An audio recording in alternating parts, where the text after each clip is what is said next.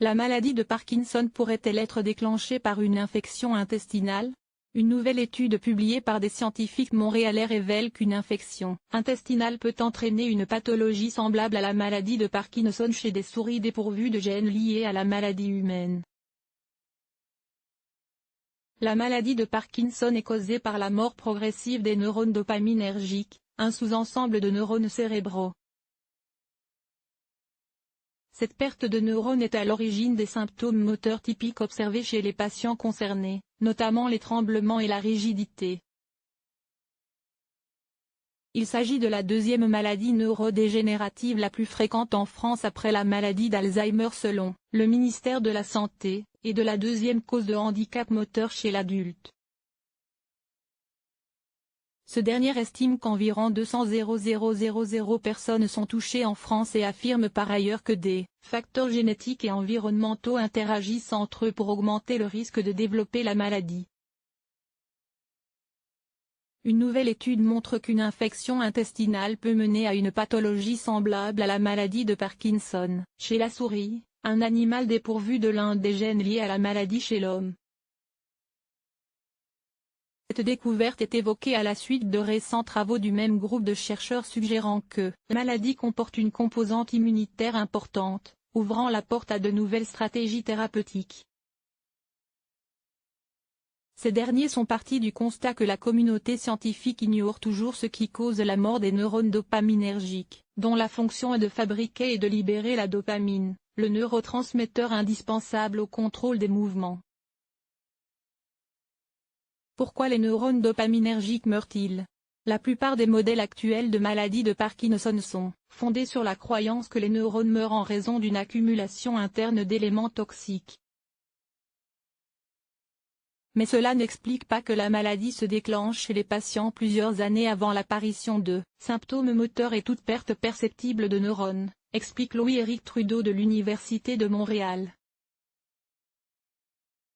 L'étude propose une explication pour ce phénomène, à commencer par le fait qu'environ 10% des cas de maladie de Parkinson sont attribuables à des mutations génétiques affectant des protéines telles que PINK1 et PARK1 qui sont associées aux mitochondries, organiques produisant l'énergie des cellules.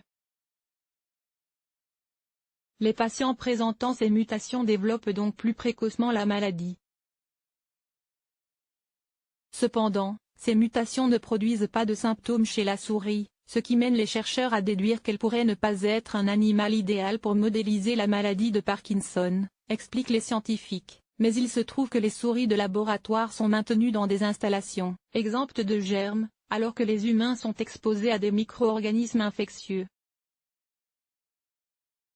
Ainsi, l'équipe a démontré qu'une infection intestinale chez de jeunes souris dépourvues de l'un des gènes liés à la maladie était suffisante pour déclencher des symptômes moteurs à l'âge adulte.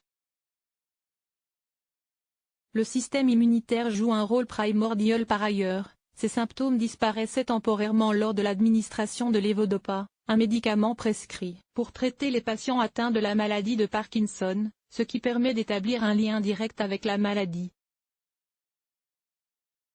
Chez des souris normales, le système immunitaire a bien répondu à l'infection intestinale mais chez les souris qui présentaient le gène PINK1 associé à la maladie de Parkinson, dite mutante, il s'est attaqué à des cellules saines de l'organisme, réaction auto-immune.